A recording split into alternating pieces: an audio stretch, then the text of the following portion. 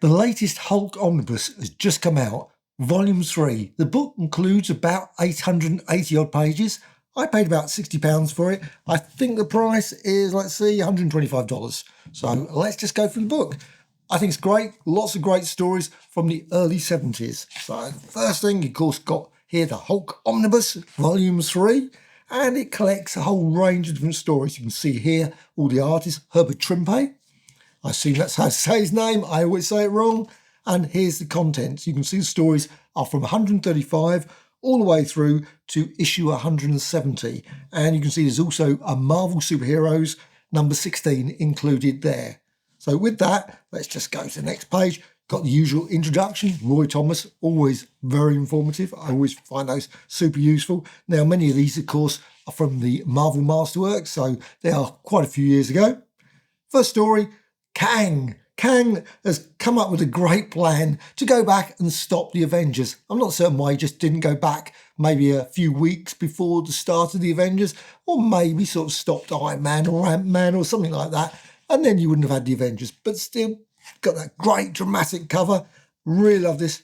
And, of course, he's always plotting and planning, and he's decided this time Phantom Eagle is going to be the one that's going to sort it out. Now, the Phantom Eagle, that's why the Marvel Superheroes number 16 has been included as well. And of course he goes through, but there's a time storm. Don't ask me why, whatever that is. But he also decides now the Hulk is going to be able to go through this time storm and change history. Again, seems a bit all dramatic why he needs to, but it does mean we get the Phantom Eagle. And it's a decent enough story. Always loved it when it came out. Got, of course, the usual here, the letters pages, which I always like. I know some people don't like them, but I like them. And you've got this story here, Klaatu. I think that sounds a bit like coming from a film. But anyway, you've got here Xeron, the Star Slayer. Not one of the great stories, but still, you've got obviously Bruce Banner there, and you've got all the various usual Thunderbolt, etc. And here he is, Xeron, the Star Slayer.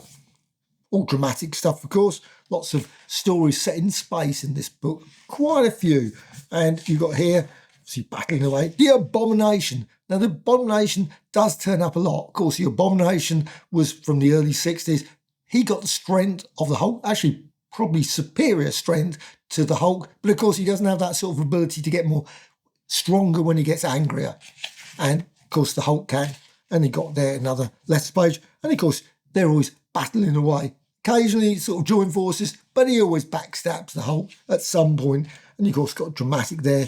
I've done it, he's killed the Hulk. Of course he hasn't. The series would have been finished if he did. But still, great story. And also, what does the Macabre Beetle see in Aunt May? I have no idea. Obviously Doc Ock did as well, so maybe that's a reason. But still, great one there. And of course you've got Sandman. Now Sandman, of course, Spidey's old villain. And, of course, probably Human Torch and many others. And he occasionally turned up against the Hulk. And you got Sincerely the Sandman. Great dramatic cover there, I think. Really love that story. And, of course, got Sandman. But now he's sort of got a glass feature there. Slight problem there for him. And, of course, there's a transfusion storyline. So, and it's a dramatic end, which does play out later through the story. And there's quite a bit of story all the way through with Betty. And a really dramatic one at the end, I think. And you got here, of course, the Fantastic Four advert. And the leader, of course, turns up. Of course, got the great master brain. And he's always having problems. He ends up being paralysed. He ends up beaming, going into the Rhino. Whole load of complexity stories. But this one's a great one. I really love this one. It's, of course, a great opportunity to recap all, of course, the old super villains. You've got the usual suspects, Absorbing Man, Rhino, etc. And you even get Richard Nixon in the story as well. He turns up a few times, actually, in this story. And you can see here he's obviously battling that guy that was, one of the powerful beings that he faced. Can't remember his name now. However, one must die, the Submariner story here. And this one is a great one, Cyclops. And you've got here, Release the Hulk, etc. Too late, he's shrinking away. And that's, of course, a dramatic story. Obviously, the Fantastic Four is involved, Captain America, the Avengers. And it's just a great little story. But you've got this classic, the brilliant one here, Harl Nelson, one of my favourite writers. I think Harl Nelson just absolutely superb. So just brilliant. Of course, lovely title there, At the Heart of the Atom. That shouted love at the heart of the atom. And the Jarella story was absolutely great. I thoroughly enjoyed that story. Though there's a bit in here that just slightly baffles. You've got him here, obviously gets his intelligence, but he's all dressed up here. And then, of course, at the end of the story, he reverts somehow mysteriously back to the usual purple pants. I'm not saying how that happened, but maybe did a quick transform at that point. But you still got the next story, Doc Samson. The artwork's absolutely great as well. Very different inkers, different artwork style. And I always enjoyed these ones. This one, Jarella, of course, he's got here going through. I wish they'd continued with Jarella's story a lot more. She did turn up a little bit here and there, but I think I would have been a sort of great addition. Don't know why they didn't do it. A bit like the Atom. I think he did a similar sort of story, the sort of, and it would have been there, of course. Good old Doc Samson. Now he thinks he's as strong as the Hulk, or if not stronger, all those sort of things. But of course, it doesn't work out, of course, for him for there. Betray Tony Stark or die. And of course, the classic Valkyrie story. And I have got that. I'm just going to show you a little while some of the few comics that I've got of this period. And that's one of them, the Valkyrie story. Of course, Valkyrie did appear earlier in, I think it was Avengers 83. But this is the second appearance. And then, of course, we got Defenders, the early Defenders, issue 4, I think it was, of that. And, of course, got there, she battles away with the Hulk. And then we've got a classic Doc Doom story. I love the Doc Doom stories. Doc Doom, of course, they're using the Hulk to further his aims to control, I think it was Europe. Just, obviously, what's his name there? Who would want Doc Doom running Europe or the UK? And there he is battling away, and of course, give up. Bit like, obviously, Doc Doom giving up. No, not possible. We got this weird one. This one, call him Colossus, call him Godspawn. I don't know. It's a bit of a sort of non-ish story, but an interesting one with a sort of got a Sphinx there, and a very odd one here as well. This is a strange story. Obviously, a good old android or something there, and Man Trap, as they say, obviously realised a robot, I suppose. And you've got good old Leader back again. The Leader does appear quite a few times. You've also got there, obviously, Nixon again, I think. And the Hulk must die. No, of course not. Well, obviously, there's a bit of twist. You've got Jarella back again. Of course, Jarella's obviously super small. Luckily, they can just keep bringing her back from various parts of the trousers or from a teardrop or wherever it is that she's got, that he's sort of lost in. And got this monster here, yet another character here, the Inheritor. There's quite a few of these sort of characters turn up. I must admit, I end up losing track of who they are. They're not exactly particularly memorable, but they just do turn up. And of course, think they can challenge the Hulk. And then you've got Havoc, of course, nice crossover with the X-Men story. Yeah, they call me Havoc, as it says there. This one, The Crawling Unknown. Well, it's a bit like, I think, Quatermass. The first Quatermass, The Crawling Unknown. That's certainly the way I certainly see it anyway. So you've got this story, you've obviously oozing through there. Now, that would have been very dramatic in the Quatermass film. If they had the visual effects to be able to pull that off, it would have probably been like that as well. I think that's just great. And who will judge the Hulk? Well, who will? Of course, you've got the Fantastic Four. A bit odd work of artwork there with Fantastic Four, but poor old Thing looking very strange. That's always the way with this. Hulk versus everybody. Great little story, this one. The World, My Jury. And of course, you've got Daredevil turns up. You've got Iron Man. You've got the Avengers. You've got the usual suspects. Then we're on to a Hydra story and some rats, which is good. And Ant-Man turns up, which is, of course, probably that period.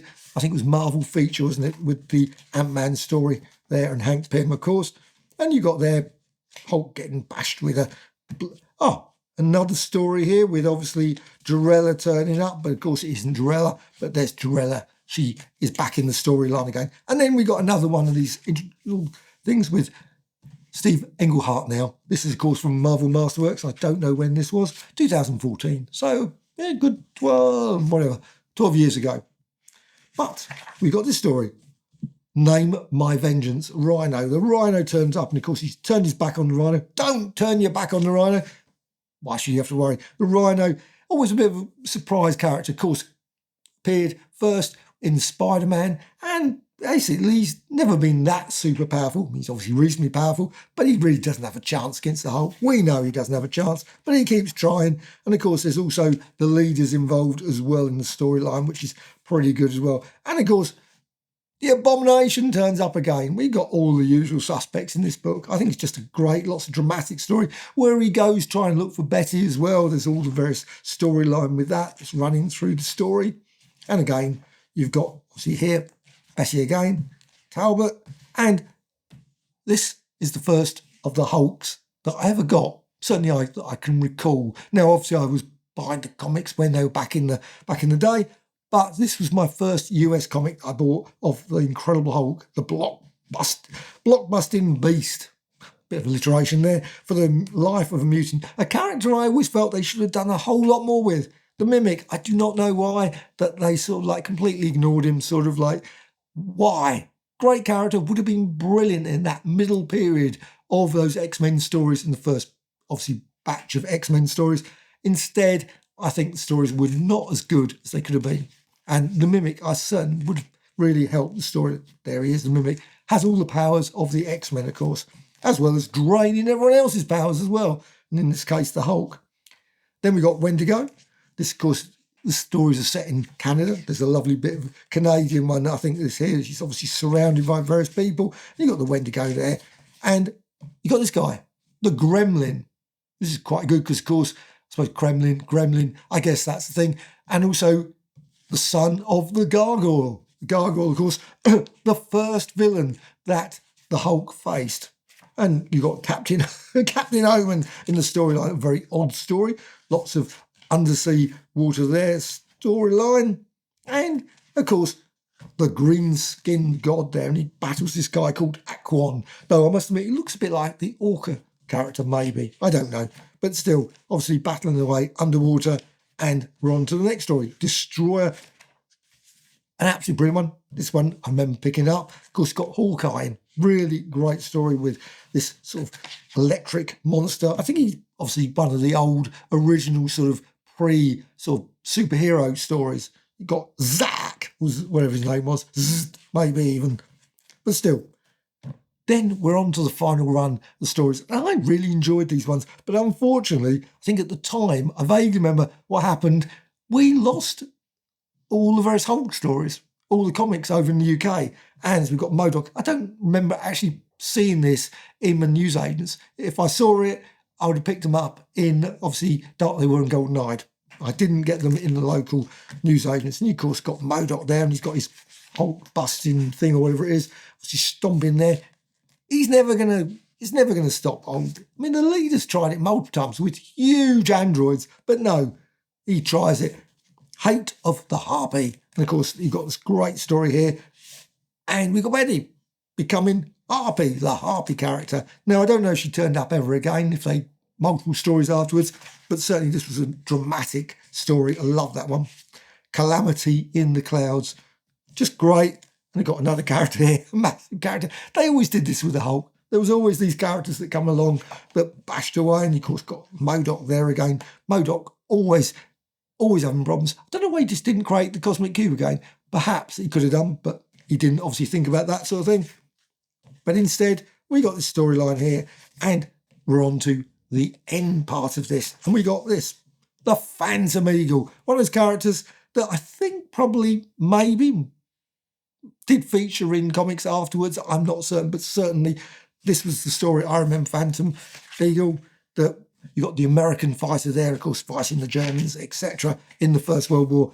One that just never really, I think, caught on, which is a pity because you got loads in the DC comics. You got the Enemy Ace, you got loads of those sort of continual characters. But in Marvel, really got Sergeant Fury, Captain Savage, and they haven't done much with him. Obviously, here we got the Phantom Eagle, obviously, for planes. They could have developed him a lot more, I think. Don't know why they didn't, but they didn't. So that was his run. And then we're on to this. And this, I think it was about 860 of those pages. And then you got these. Really would love to see a Foom, a Foom one. Hunt the Hulk. Just a Foom omnibus, complete one. They just keep putting the odd sort of these ones in here. Obviously, anything related to the Hulk, they put them in here. You got this lovely bit. I love this bit with the different look See, in many ways, though, I always think it's slightly wrong doing this because you've got the inker also does change quite radically. So you've got Trimpe there. I mean, personally, it doesn't look like the Hulk that I imagined with, obviously, Trimpe and Kirby, and obviously Ditko, etc. John Buscema and others. Also, you get always got these. I love this because, of course, back then there was no index, particularly unless you got the Marvel Superhero Index, which was a brilliant one in the UK. I love that book. But you got this list, and it was just great just to see it. And of course, we got them in the UK, Mighty World of Marvel, so they were always split over 2 weeks. So you would be able to go through and think, oh, got that, all the way through it. The complete long list. And I remember picking up this Foom issue, got this. I only got about 4 issues of Foom. I think I had a subscription I got from the States. These great, loved ink pages, Foom, volume 2. Don't know if I got this one. I don't think I did. I think I got started with issue 4, but I might have picked it up later anyway. I got quite a few of those Foom issues. I love this as well. Just great. It's always nice that they include a bit more information. I always think it's sort of sad they always put a little bit there, but it is nice to have a little bit of background, I think, with these sort of things, which is so really nice. And you got here, Death Not From High. You got this weird one here where they added an additional page here. Of course, one thing I would love to see in these omnibus editions again would be, and I've mentioned this before, the UK. Quite often we had this sort of additional page added because we split the comics. So we had the first week, you'd have the standard image, but then you'd have the second week, you'd have something drawn by someone else, or it'd just be a blown up image of something, whatever, of something obviously from the comic itself. I just love those. It'd be nice if they included those as well, because I think there was lots of great images that perhaps in the States people haven't seen. And I think it would be nice to include them. I don't know why they don't. But still, you got these, the Marvel superheroes. Of course, this was the later version of the Marvel superheroes. There was an early one back in '66. Then they brought out Marvel superheroes, of course, with Captain Marvel, etc., and Phantom Eagle.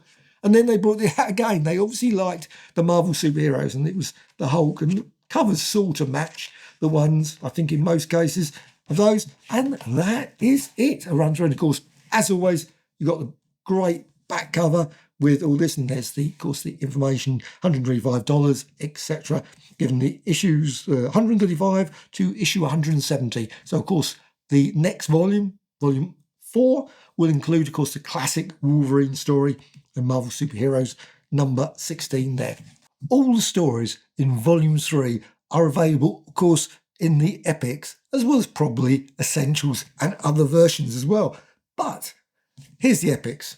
So you've got volume 6, volume 4, volume 7, volume 5, they're all over the place. Of course, you've got the Doom story there, and you can see the stories 138 to 156. That's in volume 5. That's that one. Obviously, that is covered by that book, as far as I can see, the storylines there. And you can see there also 157, 178, and that's volume 6. So volume 7, now that set, of course, is going to be the ones that are in the Omnibus volume 4. And also, of course, you've got the stories here. This one's 118 to 137, and Marvel Superheroes number 16. That's volume 4. So that covers the Omnibus volume 3 in some of those epics there. So you got that. Also, I've got this. Got the Phantom Eagle, Marvel Superheroes presenting, I love that, presenting the pulse pounding Phantom Eagle, and the latest and greatest action hero. Great little story. I'm not saying why it was still called Marvel Superheroes when you've got stories that clearly are not superheroes. But still, you've got here. I love that. Always love these ones where they had a little inner page there. Just great. And then, of course, you've got there the storyline. And then we've got reprints. Of course, that's the superheroes. But, of course, they're not actually superheroes. They're Atlas superheroes. They were Atlas at this point, not Marvel. So you've got Unhuman. I know that's slightly been pedantic, but that is slightly odd. And also Captain America, of course, loved those stories there as well.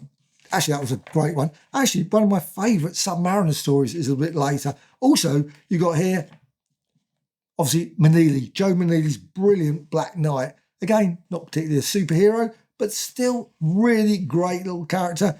And you got the Patriot, very early character of, see there. But we're on to this brilliant Bill Everett one. I love this one, the Submariner. So that's a great little issue. Phantom Eagle, the great thing about these Marvel superheroes, at one time, they were often, you could pick them up quite cheaply. I don't know, if they made a film, Marvel Universe film, of course, of the Phantom Eagle, suddenly this one would probably become a collector's item. I assume it's still reasonably affordable. However, we've got this one as well, which is again the second appearance of the Valkyrie. Of course, she'd appear in the Avengers 83. They shoot Hulks, don't they? Love that title. Absolutely classic. Offbeat shocker. Great bit of artwork as well. Really, really excellent. I love that bit where he drops all the scraps of paper, as he says there. And you, of course, got the Hulk at a party. I just think he's absolutely brilliant. And, of course, the Valkyrie. Great story with the Enchantress as well. Then also, to round it all off, I've got the earlier Hulk Omnibus. This one, obviously, Volume 1. And you can see the stories there. Obviously, the Tales to Astonish. Just brilliant story. And, of course, the first 6 issues of the Hulk, the Metal Master, etc. Then you get the Hulk appearing there. And, of course, all the way through to the end stories with Submariner there. And then onto the Volume 2. I've got Volume 2 here as well. I just love that cover. That's a great cover. And you can see there, you've got all the stories there. Loads of great ones there. The early ones, Kazar, of course, etc. And Sandman again, of course, turning up. That's a great one, the Submariner. Of course, Fantastic Four versus the Hulk. And the Rhino again. And the Absorbing Man. And many other characters. So that's Volume 1, Volume 2 and Volume 3. So I hope at some point there will be a Volume 4 omnibus. That would be great. Obviously, including stories with, of course, the classic Wolverine one, and then probably going up to whatever it is, issue 200 or beyond. So that is the Marvel Volume 3 omnibus. Are you going to pick it up? Have you got it already? Do you like that period of the Hulk, or was it not particularly for you? Please let me know in the comments below. Always great to know sort of if you're going to get that book as well. Bye.